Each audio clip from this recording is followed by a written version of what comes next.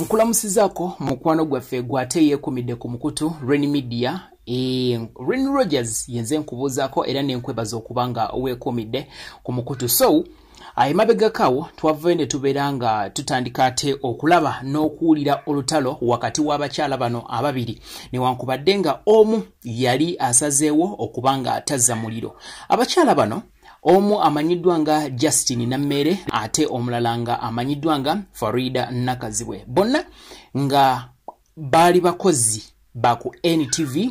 Omu akyaliyo Faridah Nakazibwe ate ye Justine Nameere yavaayo dda. So Justine Nameere yavaayo ate natusa ensonga eyaliwo wakati waabwe emyaka ebiri emabega. Ngeno nno yali yakubanga omwami wa Faridah Nakazibwe amanyiddwa nga Omar Sali gwe bafumbiriganwa naye ate yaleeta engeri y'obufere mu relationship era yoga nga obufere buno butwaliddemu Justine Nameere n'abantu abalala bangi omuli ne Flavia Tumusime gwe yamenya oba gwe yayogerako. So omukyalo ono Justine Nameere yavayo n'atandika okubanga ate ayogera ebigambo bingi kwogatta n'okubanga ayexposinga Omar Sali ebintu byakolanga mu relationship gye yalimu ne Faridah Nakazibwe era bw'atyo n'avayo n'ategeeza ensi nti omukulu ono yali mufere awedde emirimu saabafere eyafera Faridah Nakazibwe okukakasa nti amulaga nti abakyala baali bamuddukira kwogatta n'okuba nti yali musajja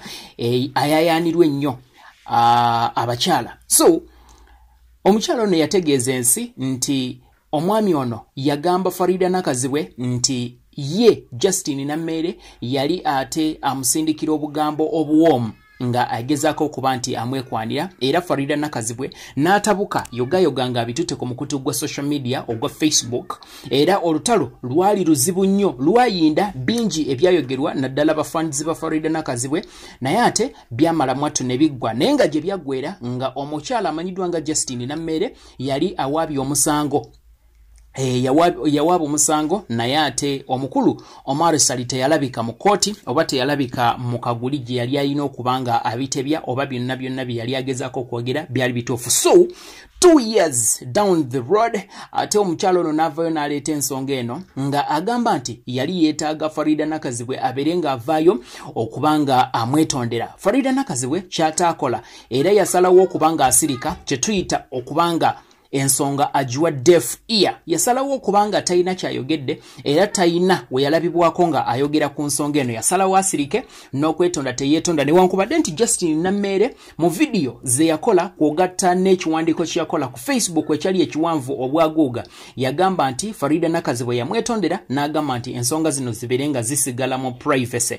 Omukyalo ono kyatakkiriza n'agamba nti bw'oba wasalawo okubanga ovaayo n'onjatuukiriza mu lujjudde nawe vaayo ogende weeyatuukirize mu lujjudde obeere ng'ate weetonda. So Faridah Nakazibwe kyataakola era kyensuubira nti kyaluma nnyo omukyalo ono Justine Nameere mpaka ate bw'avuddeyo okubanga azza kwegamba nga addamu n'akirowoozaako n'asalawo akyesonyiwe.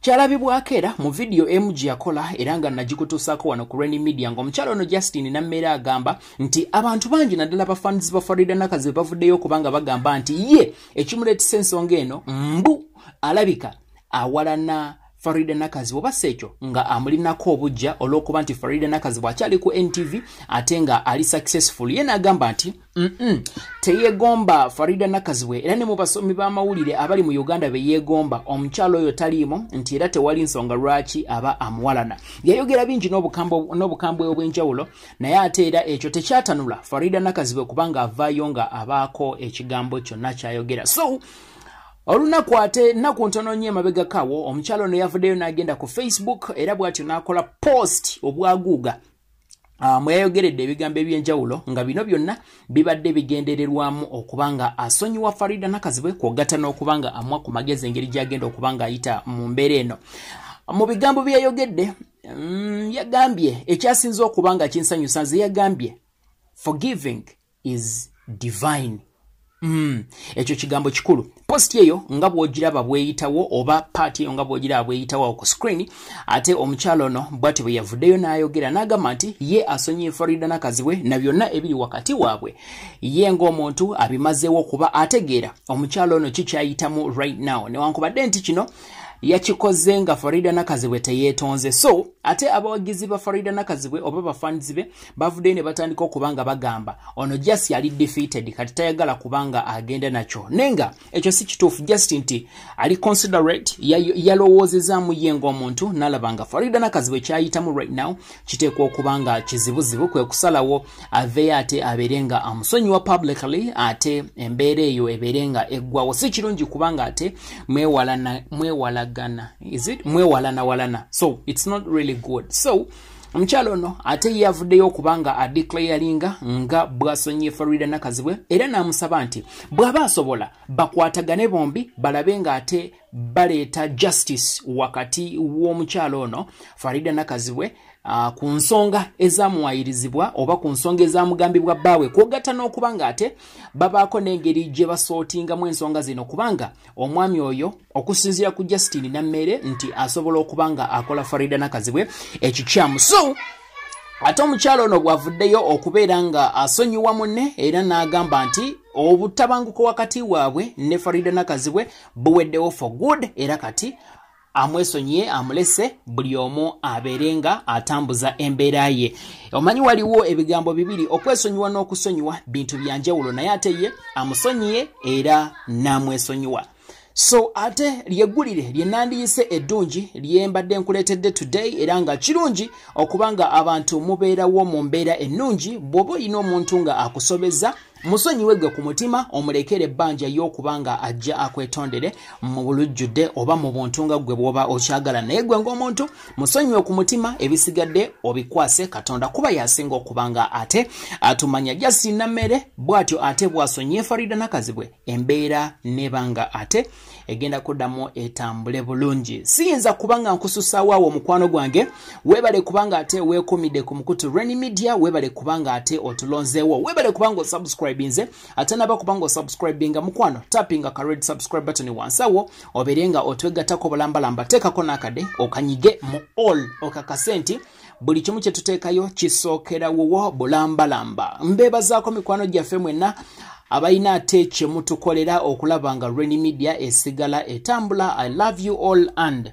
I really appreciate mikwano gyaffe abatulaba okusinziira mu Saudi Arabia, Dubai, Oman, Qatar, Doha.